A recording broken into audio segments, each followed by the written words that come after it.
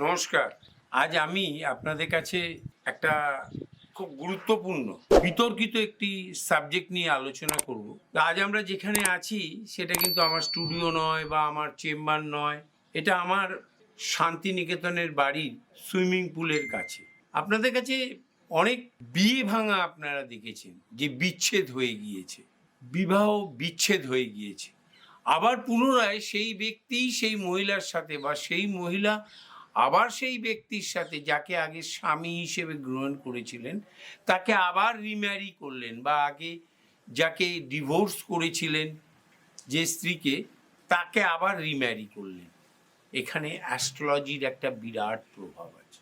যশ নষ্ট হয়, শনি রবির কানেকশন, যশ নষ্ট হয়। 4 নম্বর ঘর, 6 নম্বর ঘর, 8 নম্বর ঘর, 12 নম্বর ঘর, যশ নষ্ট হয়ে যায়।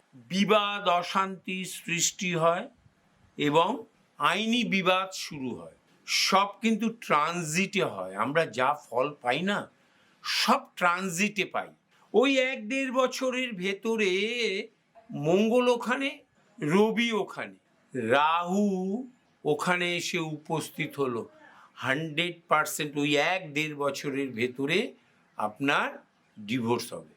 যদি ওটা মেয়েটি বা ছেলেটি যার এটা থাকবে, তার স্ত্রী বা স্বামীর যদি এটা সাপোর্ট না করে, তারও যদি ওইভাবেই না চলে, বা বৃহস্পতি যদি উপযুক্ত জায়গায় না থাকে, প্রাপ্তিভাব যদি ভালো না হয়, তাহলে কিন্তু ডিভোর্সের যতদিন রাহু থাকবে মূল বিবাদ সৃষ্টি করিয়ে চলে যাবে মঙ্গল আর রবি।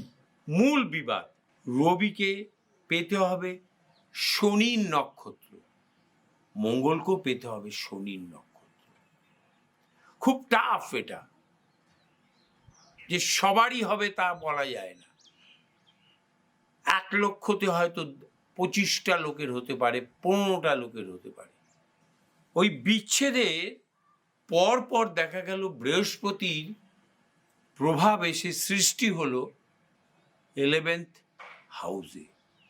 নক্ষত্রটা বৃহস্পতি নিজেই পেয়ে, নিজেরই নক্ষত্র। এটাও ট্রানজিটে হতে হবে। 500% আবার রিম্যারি হবে, কনফার্মেশন। প্রবল সম্ভাবনা থাকে। অনেকে হয়তো রিম্যারি করে না, সম্পর্কটা ভালো হয়ে যায়। অনেকে হয়তো রিম্যারি করে, অনেকে হয়তো আবার বিবাহ করে না তার সাথে, কিন্তু সুসম্পর্কে চলে আসে। আগামী দিনে হয়তো পুরুষ বা মহিলা, স্ত্রী বা স্বামী কেউ বিবাহই করলো না, কিন্তু সম্পর্কটা আবার মধুর সৃষ্টি।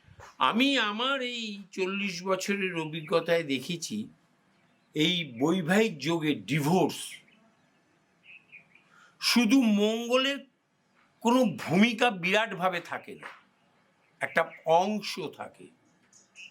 বেশিরভাগটাই ট্রানজিটে রবির, শুক্রের, রাহুর একটা বিরাট ভূমিকা থাকে এই ভেঙে দেওয়ার ব্যাপারে। বৃহস্পতি যদি ইনঅ্যাক্টিভ হয়ে যায়, বৃহস্পতির ভূমিকা যদি খারাপ হয়ে যায়, ট্রানজিটেই হতে হবে।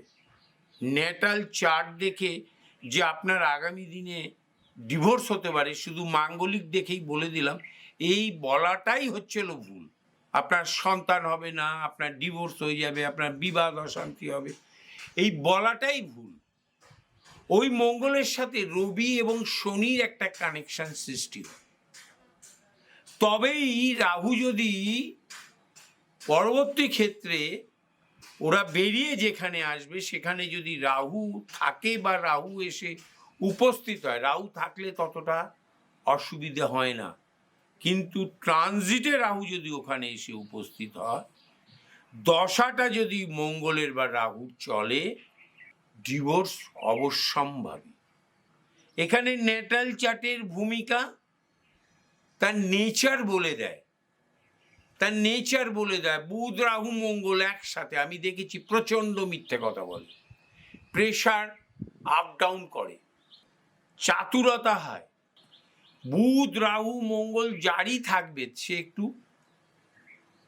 ডায়নামিক হওয়ার চেষ্টা করে, কিছু চেপে কথা বলে, পুরোপুরি বলতে চায় না, নিজের দোষ স্বীকার করতে চায় না, মিথ্যে কথা বলে। ওইখানেই মনে করুন রবি এলো এবং শনি এলো, কানেকশনটা সৃষ্টি যখন হবে একই নক্ষত্রে, আপনি যদি ওইটা 4 নম্বর ঘর, 2 নম্বর ঘর, 2 নম্বর ঘর হলে তো মৃত্যু পর্যন্ত হয়। সংসার জীবন ভাঙা তো দূরের কথা, মৃত্যু পর্যন্ত হতে পারে, স্নায়ু রোগে আক্রান্ত হতে পারে, অত্যধিকভাবে বাছলামও করতে পারে। যদি শুক্রেরও ওখানে, শনি যতদিন আছে ট্রানজিটে ওখানে, শুক্র যদি সেখানে চলে আসে, আর পার্মানেন্টলি ন্যাটাল চার্টে মঙ্গল, বুধ এবং রবি যদি থাকে বা রাহু যদি থাকে, এগুলো খুব রেয়ার পাওয়া যায়, কিন্তু এই জাতক জাতিকারা কোনো দিন শারীরিক এবং মানসিকভাবে সংসার জীবনে সন্তুষ্টি লাভ করতে পারে না। এদের ডিভোর্স হয়, এদের বিবাদ হয়, অশান্তি হয়, এরা মানুষকে তিরস্কার করে, মিথ্যে কথা বলে, এরা এক ধরনের পাগলামি করে। নমস্কার।